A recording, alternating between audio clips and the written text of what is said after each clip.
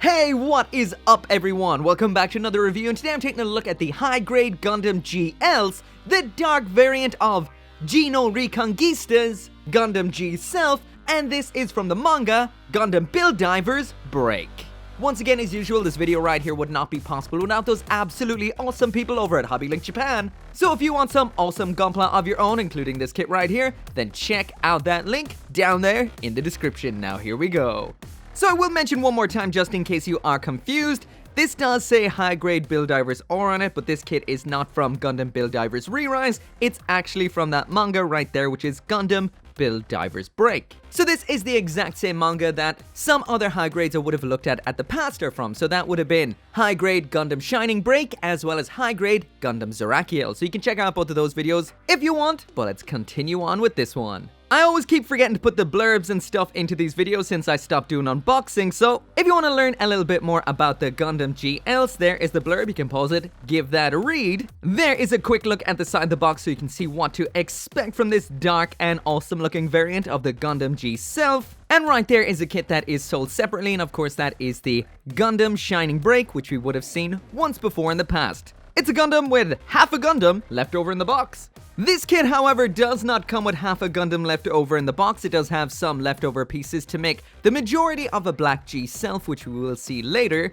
There is the official art of the G-Else itself. There is its specs in case you're interested. There is the pilot Zen as well as the blurb about him. So once again, you can pause this right now if you want to read that. And there is some info on the eGBN, which is an emulated GBN. And then finally on the back of the manual, we do have a bunch of other info about the G-Self, all the weapons and equipment this particular mobile suit has. So that's all up there once again to read before we get into the actual gunpla. Speaking of which, let's go. So anyway, there is the high-grade G-Else just snapped together with minimal effort and all the stickers attached. This is one of those kits that you kind of have to attach the stickers or it just won't look right. I'll talk about those a little bit more very soon, but for now, I just have to gush about how much I love the way this thing looks. With a dark mobile suit like this, it is kind of hard to light it correctly so that you can see just how nice it is, but I expected this to be a lot less awesome than it actually is. I'll also bring it outside as well so you can see it under some natural light. It's a little darker now than it was when I started this, but this thing looks great. If you detail this up with maybe some silver panel lining or something like that to make those lines pop, this thing is going to be crazy awesome looking. Heck, you could even use a nice metallic pink. That would be insane. Anyway, as usual, there is the full 360-degree spin so you can see every aesthetic detail of this in full HD. Once again, I am super surprised by how much I like this. I thought originally when I saw the promotional pictures that it didn't look that great, but now that I have it in my hand, it looks phenomenal. Sticker-wise, they're not that bad because they are all reflective stickers. The one on the forehead is definitely the worst offender. I will talk about that very soon. But this white, black, and pink color scheme, mixed with the new, evil, alien-looking head and almost reverse limb legs, make this one mean, angry, awesome mobile suit. So one really cool factor about this mobile suit here is these legs don't bend backwards. These ankle segments, they only bend forward, which gives it that bestial, almost werewolf-like vibe. This is pretty cool. This kit is also rocking some very nice pink, clear parts like what you can see in the knees. A lot of these have a sticker underneath, which makes them pop even more, something that I really love. Same goes for the one in the crotch. You can see there is a sticker under there. The one in the chest, however, that does not have one. But this mix of pink and black, it just looks so cool. So yeah, the stickers is definitely the biggest letdown here. This is that massive sheet of stickers. The Gundam G-Self, or at least the high grade of the G-Self. And of course, there is only a high grade G-Self. We're still waiting on that master grade Verka. But yes, the high grade does have a lot of stickers. I never actually took a look at the high grade G-Self, so I can't really mention much about that. But thankfully, for the most part, all of these stickers are these kind of reflective foils, which do look nice. And these bigger ones here, these are all hidden away underneath the clear parts, so they do work quite well without standing out too much. The worst case offenders are the ones on the head, which we'll take a closer look at now. That's this one and these ones. And those are those pinkish ones around here on the side of the head. And this absolutely massive one right there on the front. The worst aspect about this is, if you don't put it on, you do not have the reflecty part up here or the pink color below that. but the white section here is color accurate under that, so maybe cut that out or, well, paint it and it would look better. As for a quick size comparison, there it is side by side with two average size Gundams. That is the Premium Bandai Mudrock, the non-Premium Bandai G40, and the G-Else is a little taller than I thought it would be. This is a bulky suit and we still haven't popped on those awesome arm accessories, and speaking of which, let's move on to those. So that right there is the high-grade Gundam G-Else with absolutely everything that it comes with. So at first glance, it doesn't look like a whole lot. But because this is a kit based off of another kit, which was the G-Self, we do have some leftover parts, which we'll look at first. So you guys asked me a lot to show the extra parts, so here they are.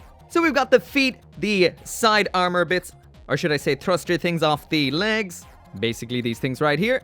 The shoulders, rear of the arms, as well as some other pieces of the G-Self. I assume you can make a black G-Self out of this, I'm not going to try. And as for interesting parts we do have the beam saber handles in here. So if you want to use these with the beams to make some beam sabers, you totally can. Also, we do have the face and eyes section of the G-Self, which I assume can be used with the rest of the head to make the head. But once again, not sure. If you know, drop it in the comments and let us all know. And just in case you're curious, the high-grade G-Self was from 2014. So back to the accessories that come with this kit, we've got the beam rifle, those two beams, and these two arm grow-up units. I assume they mean glow-up units. And as well as the ones for the arms, we've got the ones down here on the feet, which I'll pop off for now and stick back on while we take a look at them. Oh, wait, hold on. Too much came off. Too much. There we go. So the first thing we get in here is an absolute disappointment. So this is the beam rifle, which is a cool design. I love the G-Self's beam rifle, but in the instructions it looked like this right here. Look how cool that looks. It's gray, white, and pink. It looks so cool, like something similar to what we'd see in Seed or Seed Destiny or something like that, but with a cool tapered look. And although physically it is the same, it's got no color accuracy whatsoever. It is just in gray. Once again, if it showed it in the instructions looking like this, it wouldn't have bothered me so much, but I feel like it was a little bit of a bait and switch. Anyway, we've got a fairly typical high-grade hand for holding onto this, which is the sandwich style, so it just attaches on like this. The upper section, or should I say inner section, attaches on like that. It's definitely a secure, perfect connection. And it just attaches on in that typical way, so ball joint attachment and pops in just like so.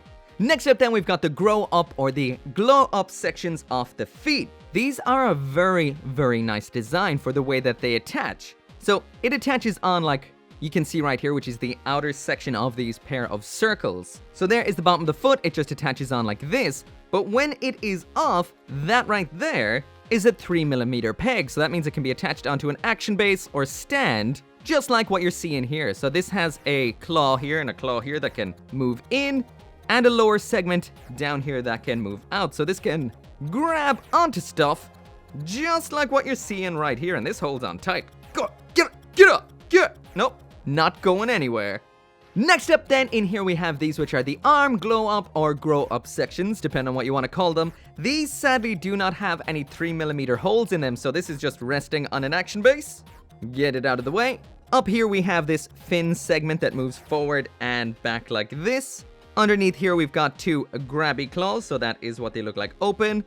That is what they look like shut. And we've got this odd little flip out segment here, so this doesn't actually have a handle, but it is what the hands hold onto. It's kind of smart, but at the same time, it's a bit of a fake out. There is no actual handle at all. We do have a little bit of a H-shaped peg in here. This is for attaching them onto the arm, and let's do just that. So we've got a big old hole here in the back of the arms, which doesn't look that pretty when nothing is attached to them. But what that looks like attached then is that right there, and these are pretty awesome looking. Let's get the other one on there. So that right there is what they both look like attached. I love the way they come up almost like blades behind the arms. This adds such a nice element to this thing's whole overall silhouette. It might be a little hard there to see against the white backdrop, but this looks pretty cool. So once again, back to these weird little handle sections. So you have the option of just leaving them back where they were, like what you're seeing right there, or to line them up with the hand like this. They don't clip near the hand, they just kind of position right beside it. It's very odd and very, I don't know, it's really, I don't know. I don't even know what to say here. What were they thinking? This just seems so pointless. But what isn't pointless is this hole here in the end. So this, of course, is a type of beam rifle, so these two fire. Well, not actually, it's a model, doesn't fire, but you can also stick the beam sabers in there for this pretty awesome arm-mounted beam saber. You probably know by now, but this is my favorite type of beam saber. It just makes so much more sense to have it ready there on the arm than having to whip it out from somewhere. I mean, like, they all get the same power from the same place, so why not have it ready to go all the time? Anyway, there's an example of what it will look like fully loaded up on the shelf. So you can attach everything all at the one time if you want, including the beam rifle, which is something that I do love. This is a dark black mobile suit, so my shelves are black so it doesn't stand out as much as it could if you had something a little bit lighter. And once again, just a bit of a disclaimer, most of the kits up on this shelf are master grade, so that will make it look a little smaller than it will actually look in general, especially if it's with a high grade collection. Also, I always get asked what action base this is on. This is just a stand from a Figma figure, just in case you do want one. So now moving on to the articulation and the build, and the first thing I'll say about this is incredibly solid. So I'm guessing the G-Self that this is based on is a very simple and solid build. The articulation isn't the greatest, but it does make up for it in the fact that it is so solid. I mean, look at this. Blah, blah, blah. Nothing. First up at the neck, this is your standard polycap neck, which gives you your double jointed giggity goo, but it is blocked a bit because they put a kind of plastic cuff on it. There is the head all the way up, all the way down. There's the side to side tilt, and there it is all the way around, and it is quite limited. So the polycaps for the shoulders here, these are aligned towards the front, as you can see right there. But these are actually so tight that more than likely, instead of getting that articulation to the front, the arm will just pop out.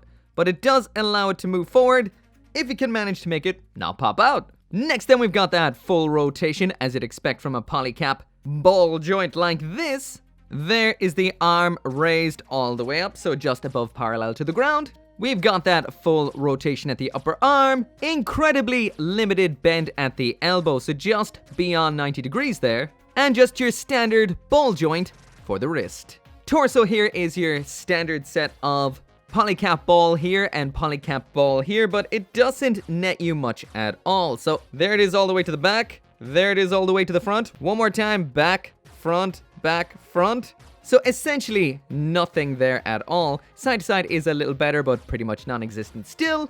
As for the rotation, we've got there to there. So again, very little.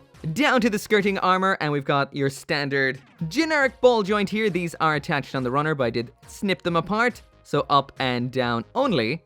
That generic polycap right here for this side skirt. So that means we have a tiny bit of up and down, barely worth mentioning, as well as forward, and it's blocked to the back. So mainly if you're gonna try and get those wide kicks, you're gonna have to move that forward. Round here on the butt, paralyzed, non-moving butt flap. Moving down now to the waist unit, and inside here we've got that rocking side to side action, and I need to pop off the leg just to show you this absolute joke of a hip joint. Look at that. It's just a polycap peeking out, so you're gonna get no rotation, barely any up and down. You'd be lucky if you get much of a kick, so let's check it out. So anyway, first up there is the kick all the way up, and yeah, as I expected, all the way to the back, and again, not great. And I can't imagine this pulling off the splits, but here we go. Oh, really? Really? This is a kit from 2014. This feels like a kit from what? 2004? 94? I don't know. That's not good. Like I mentioned, no rotation here on the leg whatsoever. That's a letdown. There is that bend at the knee. Once again, ain't great. This thing here can rotate all the way around. I popped the foot off so you can see inside of this to another kind of weird, silly joint. Basically, this is attached via a ball joint into this joint segment, but when you pull this back, it causes the whole thing to move. One more time, pull that back, and it just kind of moves. It's just a bizarre, design. Also, we've got this moving armor segment here. It doesn't move much, but it does move. And you saw what the foot can do already. And seeing as it's a staple on the channel now, let's check out the functional movement on the ground. What I mean by this is what sort of poses you can get out of the ankle joint without lifting the foot off the ground for those ground poses. So there it is all the way to the front end. And that is that reverse joint element of that, so that is quite nice, but it does absolutely zero, and I mean zero, to the back. So you're paying for that forward motion, and there is side to off, I guess. One more time, side to side. So not bad, side to side. So yeah, the articulation on the G-Else right here is pretty much abysmal. It always looks, well, kinda constipated. Not cool. Anyway, that right there is it for the review, and this is one of those kits that's kind of hard to rank because it does look awesome, it does have some awesome equipment, and it is an awesome design, but sadly it is sticker heavy and has fairly bad articulation, so that means, from me, this is a bronze tier high grade. Not up to spec for 2020 whatsoever. However, if you do like the G no Reconquista kind of look, especially with this dark evil black and pink edge, then this is something you'll want in your collection. But if articulation and just general play around ability is something that is important to you, then I would say give this guy here a miss. But anyway, that right there is it for the review. As always, if you do want one of your own, there is a link down there in the description. You can get yours at Hobby Link Japan. As always, thank you so much for watching. Consider leaving a like, it does help out the channel quite a lot. And as always, I will see you next time.